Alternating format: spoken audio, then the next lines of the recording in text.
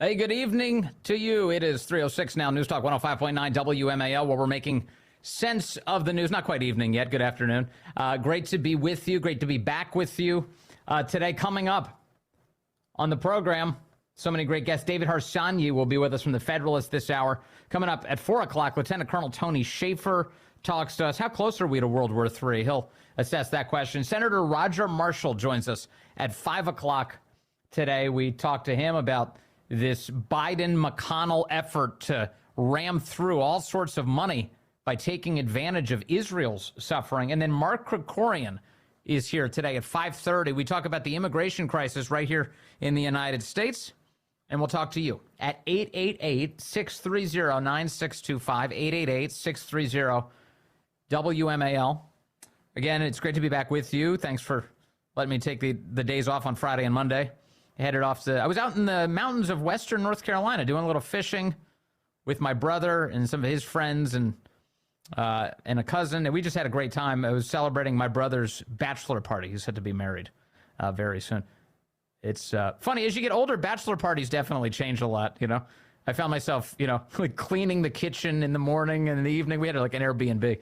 And the quality of your alcohol goes way up. It's not, no more, I don't know what were we drinking back. Natty Light and Malibu or something as kids. Yeah, not anymore. It's not like that anymore. Anyway, so that was good. Nice time off. Did a little fly fishing. Caught some fish. That was a lot of fun. But glad to be back with you now. And boy, the weekend was kind of crazy, wasn't it? There was just a million things happening. The left is still as floridly insane as they've been. Especially on issues surrounding terrorism and their open support for that. They don't really like the West, do they? Not a big fan of the West or, white people in general. It's all coming out, isn't it? It really is. And just, more headlines on that. Also, I got to hear the Sheila Jackson Lee audio. I didn't have a lot of time to dig into the news this weekend, but when I did, I was laughing because the Sheila Jackson Lee audio where she's ripping one of her staffers a new one and calling him the most obscene things you could possibly conjure up. That's par for the course for Sheila Jackson Lee, who's known as one of the single worst bosses in Congress. And she has been for a very long time. In fact, back in 2011, for the Daily Caller, we had a report up at that time called Congressional Bosses from Hell, Sheila Jackson Lee. And it was the same exact behavior. She's never changed. She's always been this way. She's just a vile human being. And you can tell that based on the fact that she's got not only this audio out, but a massive turnover. I think the highest turnover of any congressional office. So she's a real doozy. That's Sheila Jackson Lee, the Texas Congresswoman. I'll play that audio coming up today. But let me begin on something else that's happening in Congress right now. Republicans are on the verge of snatching defeat from the jaws of victory. We were all this close to having a speaker, Jim Jordan, come in, be Speaker of the House. Pretty conservative on most issues, a very forceful guy, a very excellent communicator, the kind of person you want to be Speaker of the House, an eloquent defender of the things that you and I believe in. But Republicans couldn't get over themselves in the House. There were enough of them, about 24 or so, were so wound up about this idea that Matt Gaetz and company may have actually achieved something worthwhile by getting us a more conservative speaker, that they refused to do it. They refused to do it. In addition to, one would assume, the moneyed interests that are motivating these guys, maybe the lobbyists, whatever's happening behind the scenes, they decide to blockade the people's favorite, Jim Jordan, from becoming Speaker of the House. And now, it's been, over the weekend, it became a grab bag. You have, like, all of these candidates who put their names forward. How about me? How about me? How about me? Nobody knows who it's going to be at this point. I'll tell you more about that in a moment, but there was people like Mike Johnson, Byron Donalds threw their name in, Kevin Hearn, Austin Scott, Jack Bergman, Pete Sessions. And then there is Tom Emmer. He's the House Majority Whip. So he's a man with a lot of power in the Congress, certainly among his colleagues. And Tom Emmer has now won the nomination, at least for now, to become the Speaker of the House. But everywhere I'm looking right now, it is apparently an uphill battle for him to win. An uphill battle for him to actually, take the crown here to become Speaker of the House. Emmer defeated Mike Johnson in a final round of secret ballot votes this week, 117 to 97. Today, winning the majority of the votes. That is a smaller number than Jim Jordan won when he got the nomination. Same with Steve Scalise days earlier. And so now the smallest majority yet among Republicans is backing Tom Emmer to go through the meat grinder now of becoming the next Speaker of the House. There are some reports that there are about a dozen, maybe 10 to 12 holdouts at this moment who are not on board with Emmer in the Republican Party. But simultaneously, there are reports that Democrats are contemplating voting present in order to allow Tom Emmer to go across the finish line. Now, what does that tell you? Wouldn't that be wild? So if Democrats work to decide who the next Republican Speaker of the House is, who's more guilty of collaborating with Democrats? Is it the people who got rid of Kevin McCarthy, who failed to keep his promises in the hopes of pursuing a more conservative and loyal and honest option in the form of, say, Jim Jordan? Or is it the people who collaborated with Democrats to get a squish in as Speaker of the House? Tom Emmer is the thought. So Tom Emmer is the front runner right now. He's the nominee. And let's look at a little bit more at Tom Emmer and who he is. Well, for one, Donald Trump is already weighing in on all of this. He's got some thoughts on all of this that he's expressing on Truth Social today. And he's opposed immediately. He says the following: I have many wonderful friends wanting to be Speaker of the House, and some are truly great warriors. Rhino Tom Emmer, who I do not know well, is not one of them. He never respected the power of a Trump endorsement or the breadth and scope of MAGA, Make America Great Again. He fought me all the way and actually spent more time defending Ilhan Omar than he did me. He is totally out of touch with Republican voters. I believe he has now learned his lesson because he's saying that he's pro-Trump all the way. But who can ever be sure, Trump asks.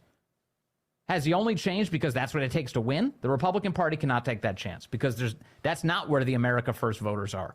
Voting for a globalist rhino like Tom Emmer would be a tragic mistake. Trump saying this just within the last hour, posting to Truth Social. Additionally, Trump has been retruthing, that is the Truth Social equivalent of retweeting, various criticisms of Emmer, to include from a woman called Laura Loomer, described by Breitbart as an aggressive conservative activist. She is elevating the fact, and this is a fact, that Tom Emmer previously served as a spokesman for something called the National Popular Vote Movement. The National Popular Vote Movement. This was an effort to get rid of the Electoral College that was funded by left-wing organizations. This is back in the early teens, 2010, 2011, when Emmer was working with them as a spokesman, and it was being funded by people like Jennifer and Jonathan Allen Soros. The Jennifer and Jonathan Allen Soros Foundation, according to the Daily Signal's Fred Lucas, he did some excellent reporting on this back in March of 2019, gave $1 million to this effort. Again, to scrap the Electoral College and change presidential elections to a popular vote. Thus, of course, you understand, disempowering smaller states around the country and making it so that their interests are not represented in the selection of the President of the United States. Additional backers for the National Popular Vote Initiative are the Stephen M. Silberstein Foundation, which made donations totaling approximately $1 million from 2008 to 2012. In 2015, an article on Inside Philanthropy reported, quote, nearly every major progressive policy and advocacy group in the United States, that is left-wing, has received money from Silberstein in recent years. So Emmer was a part of that. Here's another one for you. Last year, as he was vying for the role that he has now of House Majority Whip,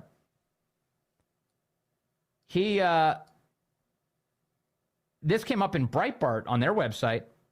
Headline, Tom Emmer pushes ESG LGBTQ agenda. Oh, no.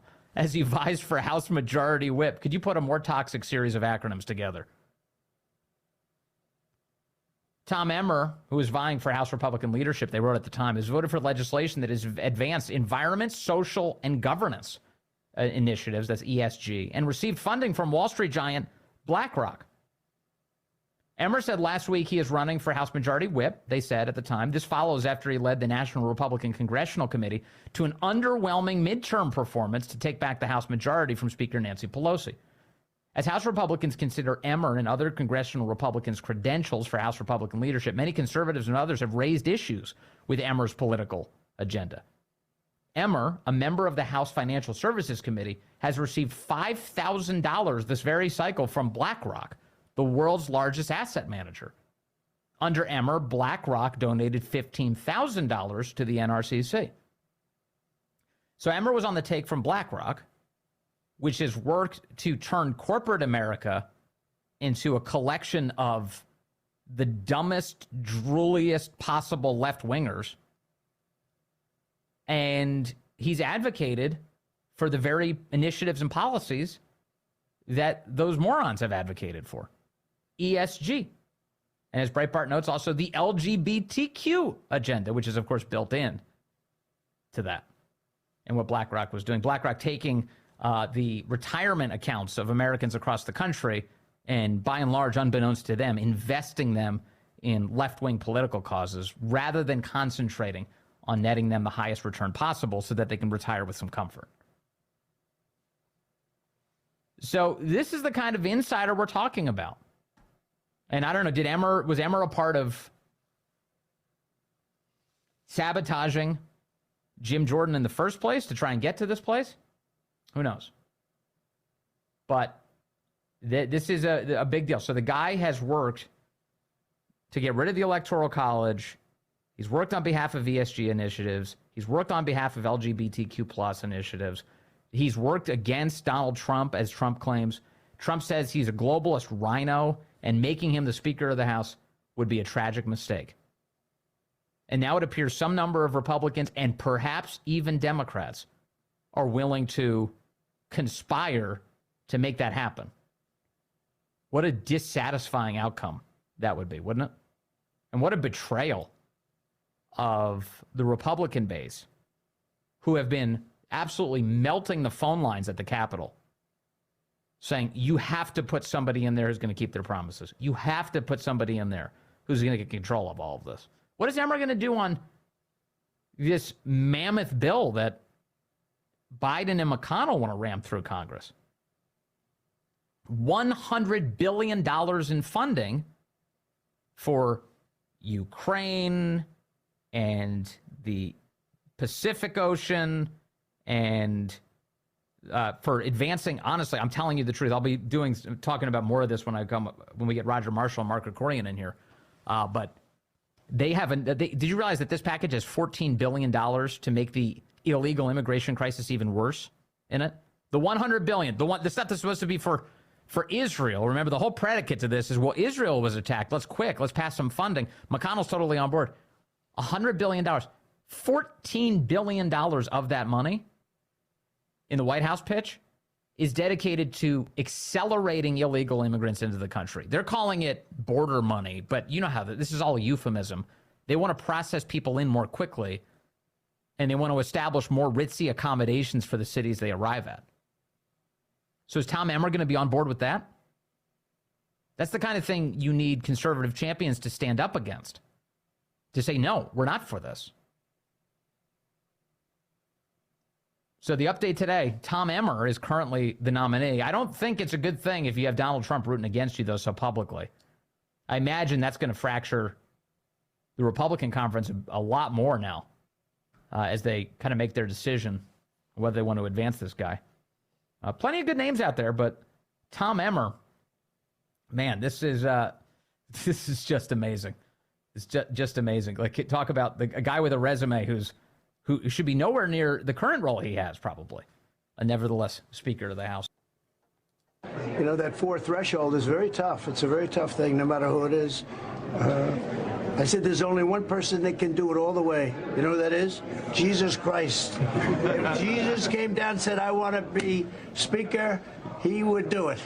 Other than that, I haven't seen anybody that can guarantee it. But at some point, I think we're going to have somebody pretty soon. Donald Trump this weekend. Christ himself, really the only one who could possibly make it through the gauntlet that is the GOP conference right now in the House to become speaker. I mentioned a moment ago Tom Emmer, who's the current frontrunner for the gig. He's the speaker nominee at the moment for the Republicans by a thin margin. Here he is about a decade ago advocating for getting rid of the Electoral College. And the first misconception about national popular vote is that that this proposal is somehow going against what the founding fathers intended or against the very language of the Constitution. And it is a misconception. No, it's not. It definitely is. He was a paid hatchet man for that very cause. I've had the argument made to me, Tom, as a conservative, why would you ever want to support something like national popular vote? All they'd have to do is focus their campaigns on the large urban centers. Last time I checked, the top 50 cities in this country, most populated, dense urban areas, make up less than 20% of the popular vote. Oh my gosh. I mean, this is fun with mathematics. But the reality is, of course, that you could exclude all of those small communities that do need to be represented by the President of the United States, by the United States Senate, by the United States House. That was what they would achieve. That's the whole, they would break down our constitutional republic by doing that, as they have, so many of these guys have been working on for years. There's Tom Emmer a decade ago working on that very effort. Let us see. Let's go to the phones. We've got Andy calling in from St. Augustine, Florida. Andy, good afternoon. You're on the Vince Coglianese Show, line one. Hey, Vince. Love your show. Thank you, sir. How about Newt Gingrich for Speaker? You know, you sit and talk about Donald Trump and Newt's been Speaker. He would appeal to every Jordan voter out there. He seems pretty sharp still. He's excoriated Matt Gaetz, so he would please these rogue, my Congressman John Rutherford, who is, I assume he's not running again, and if he's listening, we really let us down, and we're not happy in St. Augustine. Yeah. But anyway, Newt would be great. He's, he understands the House. He could come in there. You know, he's like the Winston Churchill, calling Winston Churchill off the bench. Newt's a brilliant guy. I thought it was juvenile, though, for him to attack Gaetz the way he did. But you're saying that could be an asset if he comes in there and maybe those Republicans could rally behind him and maybe Gaetz and company could hold their nose? Oh, Gaetz said, you can censor me and all that. So, Newt would go in there and censor him and censor or whatever. Yeah. Could be interesting. Yeah, remember, he's 80 years old, but he's way more with it than that other 80-year-old guy, Joe Biden. Would be better, I think, than Tom Emmer, I suspect.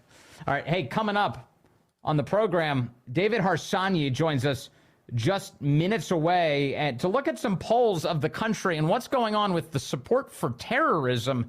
A lot to get to. Good afternoon to you. 3:35 here, News Talk 105.9 WMAL, where we're making sense of the news. Coming up, 4 o'clock, Lieutenant Colonel Tony Shaffer talks to us as Iran-backed terrorists fire upon U.S. military targets.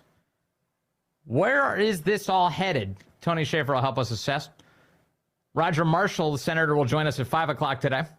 And then at 5:30, Mark Krikorian talks immigration and our collapsed southern border. You can chat with us at 888-630-9625, 888-630-WMAL. A new Harvard-Harris poll is out, and it finds that among Americans, 14% of the United States supports Hamas.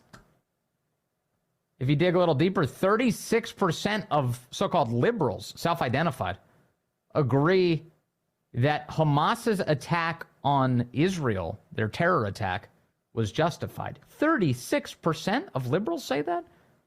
Apparently 15% of conservatives say the same. That's odd. For more on this, I'm going to bring in David Harsani. He's a senior editor at the Federalist and the author of the book Eurotrash, Why America Must Reject the Failed Ideas of a Dying Continent. David, good to have you with us. Always a pleasure. Thank you. It has been, I think, an eye-opening experience here in the United States to see the reaction to the terror attack on Israel, especially for I've encountered that the Jewish Democrats seem to be having something of a crisis of conscience right now about the party that they've aligned with. What do you think's happening?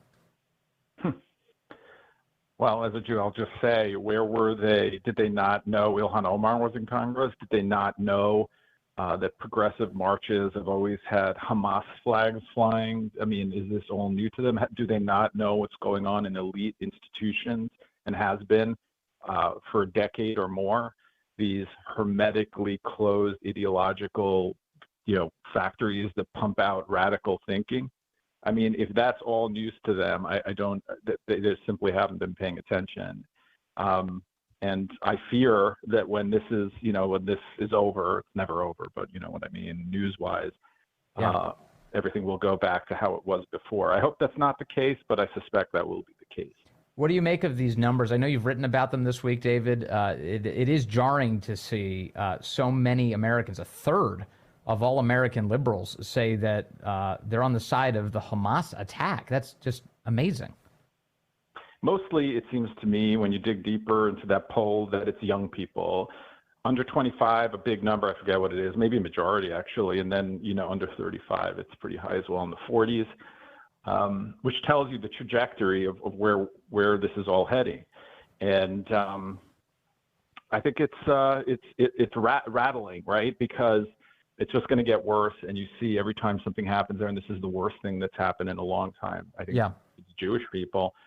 People become more emboldened by these stands, and these people who are emboldened are in, again, elite institutions, in the State Department, on TV, on MSNBC, in Congress, and very few. Where's Chuck Schumer? I mean, is he saying anything about Ilhan Omar? Maybe he is. I don't know, but they become more and more open about it, and then they have these marches now, which are just a bunch of Charlottesville marches all over the country. Sure. Yeah, absolutely. And what you see happening, it's interesting, the left has made a routine point of criticizing conservatives, saying that they live in some sort of alternate reality, that they traffic in misinformation, that they're misleading people all the time. But boy, the extent to which that's actually true on the left is very much revealed, so much so that this week, the Israeli government, had to yesterday screen for 200 members of the foreign press 43 minutes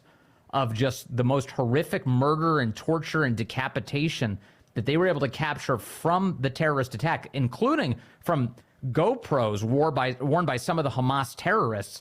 And the Israeli government saying they're trying to fight what they view as a massive propaganda campaign to suggest that this was not a terror attack. Certainly that's that idea, that conspiracy theory, is being bought into by so many American liberals.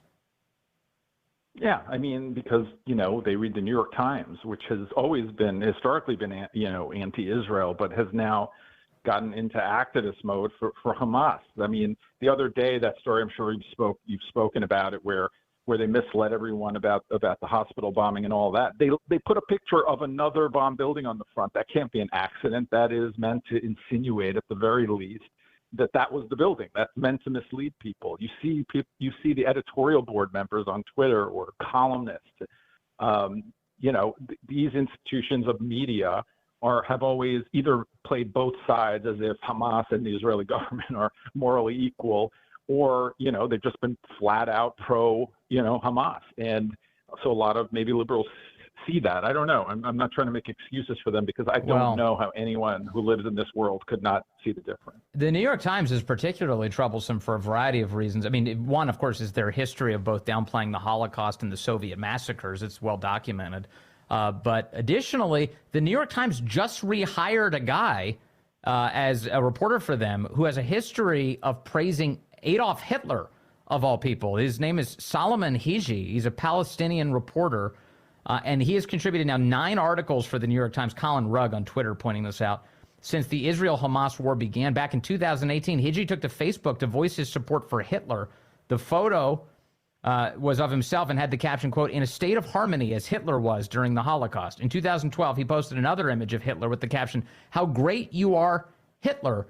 The New York Times has decided to rehire this guy, and they said they talked to him to make sure that he doesn't do anything like this while he's working for them. I love how we're supposed to pretend like that sort of thing's just something accidental or childish or something someone can get over. Like, have you ever accidentally or in jest posted a picture of Hitler, or anything like that? Of course not. So, yeah, I mean, at least Durante had the decency not to maybe put up posters of Stalin in his office. I don't know, but Yeah, I mean, look at the editorial board. Peter Beinart writes for them. He's pro-Hamas as well, or at the very least, an apologist for Hamas. So, I don't know. You try to fight all that propaganda, but again, it just seems to be headed in the wrong direction. Right. It's pretty overwhelming, and it's almost to a point that it's like cartoonish. Unfortunately, yesterday, Karine Jean-Pierre was asked about the rise in anti-Semitism in the United States, and she came out with an answer about how what we really need to deal with is Islamophobia. It's like, what are you talking about? So Israel's the victim of a terror attack, and our real concern is, quote, Islamophobia? Yeah, I mean, they do this constantly. Whenever Jews are being killed, the big topic becomes Islamophobia because, of the supposed blowback that happens, which doesn't really happen. I'm not saying it never happens, but it's not a huge issue in the United States at all. And it's a way, honestly, Ilhan Omar does this as well. She gets death threats and this and that. It's meant to chill speech. So you're not supposed to point out, I'm sorry, this is a fact that many Muslim Americans are anti-Israel at the very least, or worse. You see the marches.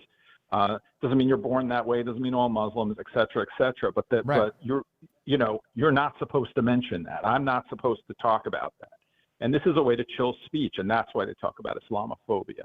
Obviously, remember when I think it was Ilhan Omar, Nancy Pelosi wrote this resolution and they were going to condemn her and all that. And in the end, they put like every hatred that exists in there. You know what I mean? Like transphobia, this, that. It just waters down anti-Semitism. You never see that if it happens in some other way. If there's an act of, homophobia or whatever, they don't water it down with anti-Semitism. It's only anti-Semitism that gets that treatment. Right, and then there's other examples of that in recent years where you have, visibly observant Jewish people being attacked in the streets, and if the assailant is black, the media doesn't admit it at all. They just pretend like it didn't happen, or they just talk about some, broad anti-Semitism. It was probably white supremacists, they imply, and on and on. There's always this kind of like obscuring of the details, and it doesn't inform people. Yeah, and I'm not. Listen, I think anti-Semitism exists on the right, on the left, and all that. Except, those guys cosplaying Nazi in front of Disney have zero power. They're not at the New York Times. They are bad people, but there is a lot of embedded anti-Semitism, functional anti-Semitism in a lot of our institutions, and that is much more dangerous, and we're not even supposed to talk about it. Yes. So whereas you have fringe people on the right who represent these ideas, the left has had an operational identity politics that is very damaging. That is infected, as you point out, all of these institutions, whether it's Hollywood, the major media, the government, big corporations. It's everywhere. Yeah, I mean, think about this. BLM got tens of billions of dollars from corporations, and they've always been open about this. Yeah. Even the women's march. Remember, a lot of those founders were. I don't mean anti-Semitism like they don't like Bibi Netanyahu. I mean anti-Semitism like they said Jews had brought slaves here, stuff like all these conspiracy, Farrakhan type conspiracy theories. Sure. And everyone just pretends it doesn't exist on that side, and it's now. As I said at the beginning, I don't understand why these people are surprised. No, and so it gives like some of these lefty lawmakers and others license, they feel like, to just continue to utter like these falsehoods. Rashida Tlaib yesterday was doubling down on her claims that Israel had indeed bombed a hospital in Gaza, killing hundreds. Every detail of that claim has been disproven in some meaningful way, including that it was actually a bombing of the parking lot, that it was actually Islamic Jihad that fired the missile, and it wasn't hundreds of people. In fact, it may have been fewer than 50. But Tlaib just sticking to her guns and say, hey, look, Israel and the United States, they're populated by liars, she says, and we can't trust a thing they say. This is a sitting U.S. Congresswoman, David Harsani. Yeah. Yeah, I mean, it's difficult to fight against that because some people won't believe it. They won't believe the deaths on the Jewish side, but they readily believe the Hamas propaganda. And, AP, Reuters, all these places went along with it. And it's, as much as I hate a lot about social media and Twitter, I'm happy that these stories can be debunked right away, because in the old days, there were just 3 networks and a few newspapers, and they just went with these stories, and they would almost, it would take months, maybe, if ever, that you could debunk them. So I appreciate that part of social media. Yeah, in that way, social media has been a force for good and truth, honestly. And that's why, as soon as that story was developing, last week, it was crystal clear to me that this was way more complicated than the way the New York Times was representing it, and they were taking Hamas's word, literally Hamas's word, for what went down within seconds, and doing it proudly. Yeah, there's another hospital in Gaza City, which is actually Hamas headquarters. That's where all the leadership goes. And and Israel does what it cannot. I mean, everyone knows, anyone with a brain knows Israel does not target civilians in hospitals and mosques. They target Hamas, which hides behind these people. And at some point, Israel will have to go into these places if they really want to dislodge Hamas. And that's on Hamas. That's not on Israel. No normal country would allow a terror state to operate on its border like this. And they have to do something about it. So. Yeah, they do. All right, David Harsani over at the Federalist. Thank you for covering these important issues and surveying what's going on in our country. Thank you, sir. Thanks for having me. That's David Harsani, again, senior editor at the Federalist. On Hamas, I've got some audio I want to share with you, and we'll have to translate it for you. It's from the Free Press, the great website. Barry Weiss runs that show over there, and it involves some civilians in Gaza who are speaking to the Free Press and telling them, and anonymously, but they were able to capture them on audio, and talking about what happens when humanitarian aid, so-called humanitarian aid, arrives in Gaza. Because Biden is trying to dump $100 million in there right now, the split between the West Bank and Gaza. But he's saying, we're going to get it there, and Hamas isn't going to steal it. Everything's going to be fine. Really? What do Gaza's civilians have to say about this? I have a little bit of audio for you coming up on this. I think it's fascinating and important, as Joe Biden promises. Everything's going to be fine. It's 3:49 now. Yeah, some audio for you here. Voices from Gaza. It's a partnership between the Free Press and a place called the Peace Comm Center, an organization that works to promote a culture of peace and reconciliation and counter violent extremism in the Middle East and North Africa. They spoke to some Gazans on condition of anonymity. Apparently speaking out against Hamas can be dangerous for some reason, it turns out. And here's what they had to say. I'm going to play some of this audio for you and do some translation. Regarding humanitarian aid that arrives and is administered by Hamas, unfortunately, this aid isn't distributed fairly. It's distributed in a partisan way.